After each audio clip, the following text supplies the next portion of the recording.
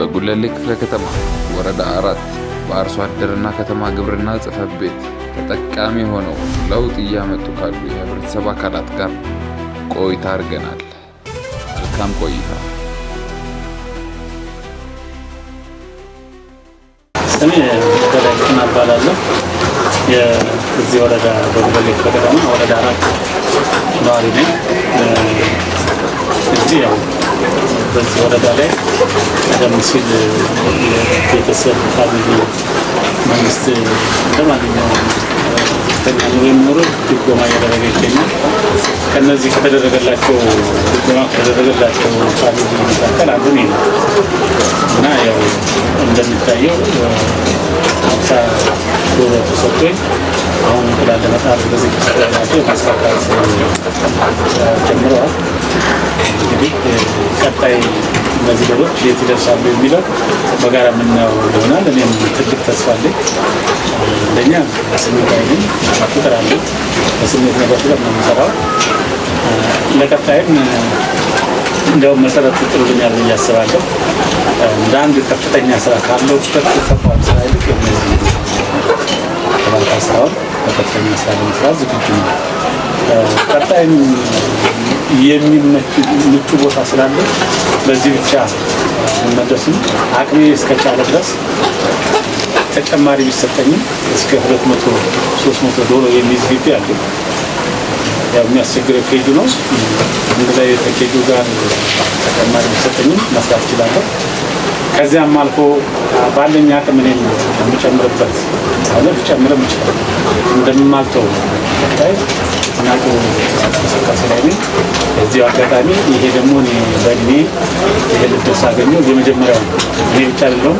ሌሎችም ኢትዮጵያውያኖች በጎረቤትም በተለያየ ቦታ ላይ እየወሰዱ የአያያዝ ጉድለት የሚወጡባቸው መንግስት እያደረገ ያለው ግን የህዝብን እንባ እየተደረገ ያለበት ሰርቶ አግኝቶ ማግኘት የማይችለውን ሰው መቋቋሚያ 100 ሺህ ብር ግምት ያለው ንብረት እየሰጠን ተቋቋሙ ብሎ መስጠት ይሄ እንግዲህ ምን ማለት እንደሆነ በእኔ ግምት አላደረም። ስለ እውነት ነው ለየትኛው ማለት ኢህአዴግም ይወዳሉ ደርግም ይወዳሉ በኃይለ ሥላሴ ማያመት ነው። አሁን ግን ይሄ በጣም ለኔ ለማውራት የሚገልጸው በመግለጽ ማለት ካረጋለ ትልቅ ደረጃ ላይ ደርሳለ ብዬ አስባለሁ። አንደኛ እንስሳትን እና ልጅን ተንከባክበው አያያዝ ያስፈልጋል። ዶሮ ጭራ ነው የምታድረው። ጭራ ካገኘች ትንሽ ከለቀመች ትጠግባለች፣ ትኖራለች ብሎ ማሰብ ከንቱ ነገር። እንክብካቤ ያስፈልጋል፣ ንጽህና ያስፈልጋል። ያሉበት ቦታ ጩኸት የሚረብሽ ነገር ካለ ያ ጥሩ አይደለም። ምግባቸውን በሰዓቱ ውሃቸውን በሰዓቱ በንጽህና መያዝ ያስፈልጋል። አመጋገባቸውን ተመጣጣኝ አትክልት ይፈልጋሉ። የነሱ የቁላልጣይ ምግብ አለ። እሱ ቄብ ከሆኑ የቄብ ዶሮ እንደዛ ነው። ዶሮ በጣም እንደ ህፃን ልጅ እንክብካቤ ያስፈልጋል። ህፃን ልጅ በእንክብካቤ የተያዘና በእንክብካቤ ያልተያዘልሽ ሲታይ እዚያ ላይ ልዩነት እንዳለ ሁሉ በስራት እንደዛ ያለ። ስሜ ዘውድ መኮንን ይባላል። አሁን መንግስት የቤተሰብ ቢዝነስ ብሎ ባመጣው እንትን ፕሮግራም እኛ ተጠቃሚ ነን። በዚህ የዶሮ እርባታ ላይ ቤተሰብና ላይ ተሰማርተን አሁን ውጤታማ ነን። መስከረም ላይ ነበር የመጡ ዶሮዎች በመጡ በ3 ወራቸው እኛ ላይ ምርት ጀምረዋል። አሁን ቤተሰቤም እኔም እየሸጥን እንጠቀማለን። ከመጡ ተጠቃሚ ነን ማለት ነው እና የስራው ዘርፍ ለቤተሰቤም እኔም በፊት ቀን ስራ ምናምን ነበር የምሰራው። አሁን ተረጋግተን በዚህ ነው የምንሰራው። ጥሩ አያያዝ ነው የያዘው። ቤተሰቡም እየሰራ ነው። ስራ አጥ ነበሩ በፊት ምንም ስራ የላቸው ነበር። አሁን እየሰሩ ነው። ለነሱም ስራ ተከፈተ ማለት ነው። መንግስት ያመጣልን ፕሮግራም ለኛ ጠቃሚ ነው። የወረዳችንም ግብርና በጣም እናመሰግናለን።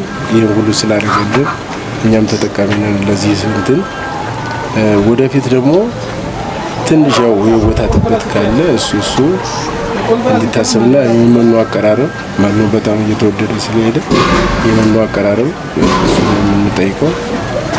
ያው በዚህ ደስተኛ ሆነ ስራው ላይ በደንብ ተሰማርተንበታል።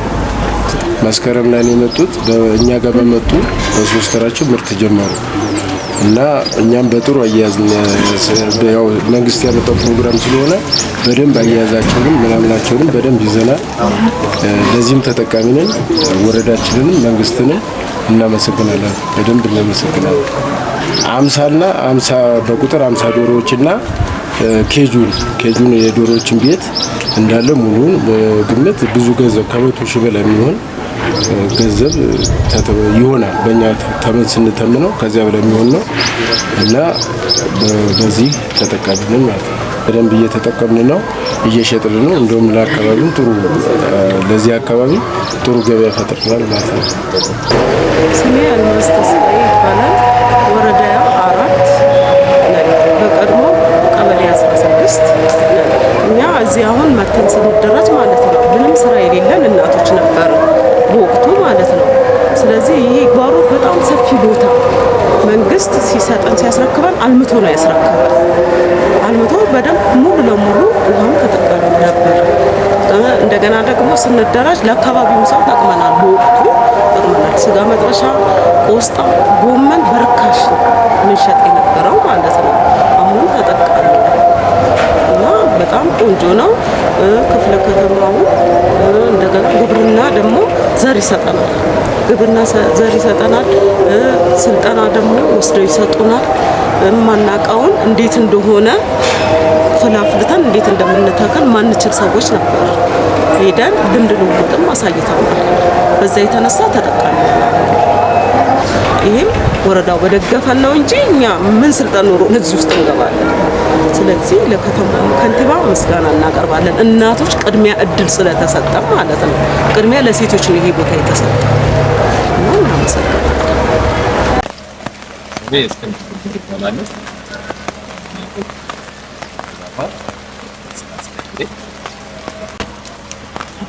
ሀገራችን ሲመሰረት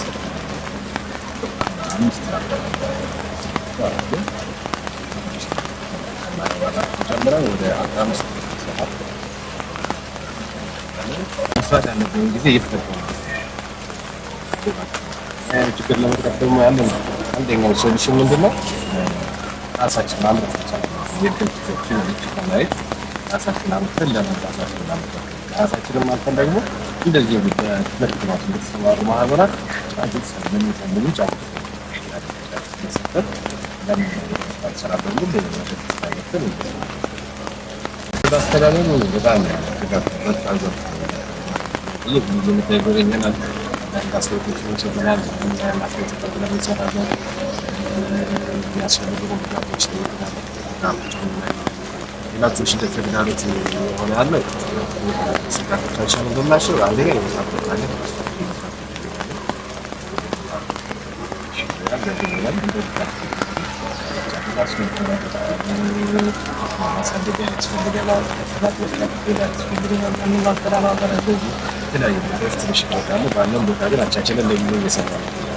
አነስተኛ ቦታ ላይ ከመጠቀም አንፃር ይቻላል ነው። አነስተኛ ማለት ይቻላል ነው። ተቀራራቢ ማንኛውም ሰው በቦታ ትንሽ ማለት ነው። ባለው ሰራ ለራሱ ለሌላው ሁለት ለመናገር በጣም አዋጭ የራስን ስራ ያሰለ ጓሮ ማለት ጓራትን የራስ ስራ ጓሮ ወጣ ባለሽ እንደ ቦታሽ እና እንደ ቦታሽን ደግሞ ባለሽ ቦታም ተደረገ በኪል ትንሽ ብዙ ዶሮች ማለት ነው። በጣም አሁን 100 ዶሮ አንድ ሰው ቢኖር ጥሩ ገቢ ያገኛል። አንድ ነው የሚያገኘው ተሻለ ገቢ በወር ያለው ስራው ደግሞ በትክክል እና ግን አዋጭ ነው። ግን ተከታተል ስራ አዋጭ ነው። እኛም እየተጠቀምን ነው። በጣም ይሁን ባይ አላዩ አይደል ብዙ የግድ ነገር ማሰብ አዋጭ ነው። እንደዚህ ነው ከማሰብ መጀመሪያ ተናጋጅ ነው። ከዛ አይቶ ሞክሮ እዛ ነው ተቻለስ ነው ያስፈልጋል።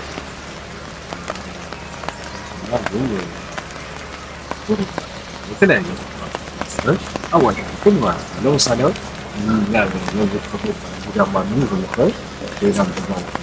እነዚህ ንብረቶች ምንም አልሰራባቸው የተቀምጧል። ጽዳት እናጸዳቸዋለን በየወራቤ ማታ እናተጸዳሉ። አመት አንድ ጊዜ አዲስ አበባ ሲመጣ ሀገር ሰዎች በአንድ ሁለት ጊዜ ማለት መጥራት ይችላል። ያገር በአመት አንድ ጊዜ እንቆጣለን።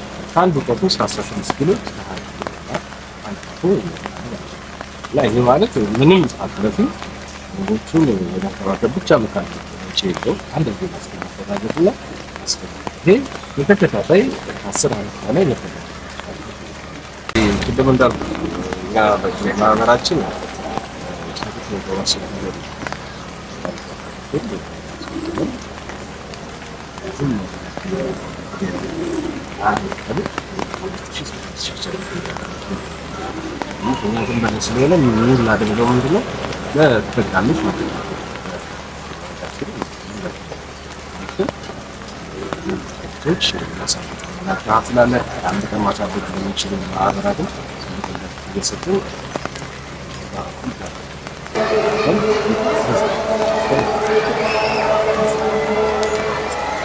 እሺ ስሜ አብነት ፍቃድ እባላለሁ። የአፄ ልደት እንግዲህ የመጀመሪያ ደረጃ ትምህርት ቤት ርዕሰ መምህር ነኝ።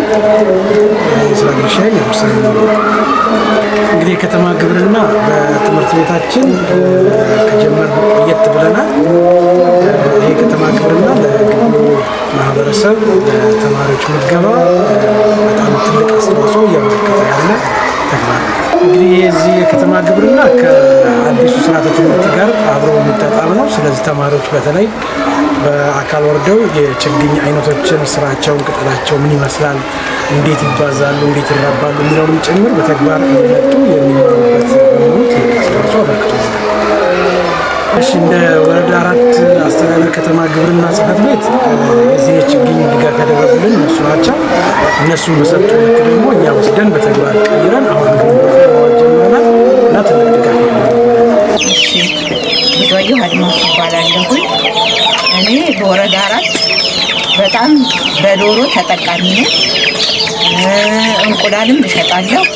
ዶሮዎችም መንግስት ሰጥቶኝ በስነ ስርዓቱ እያሳደኩኝ እንቁላል እጠቀማለሁኝ። ልጆቼም ለራሴም ተጠቃሚ ነኝ። የጓሮ አትክልት አለኝ። የጓሮ አትክልት በስነ ስርዓቱ ተጠቃሚ ነኝ።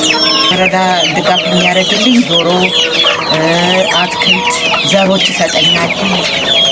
የዶሮ ቤት ይሰጠኛል። በደንብ እየተስተካከሉ ይሰጡኛል እያስተካከሉ።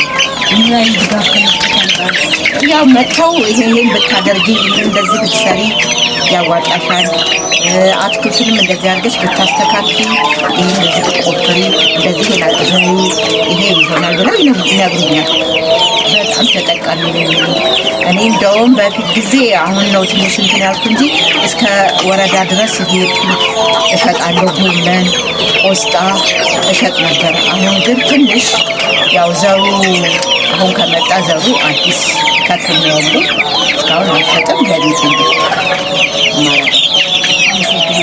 እሺ አመሰግናለሁ። ላቃቸው ባይ ይባላል። የዚህ ወረዳ 4 ጉለሌ ክፍለ ከተማ ወረዳ 4 ነዋሪ ነኝ።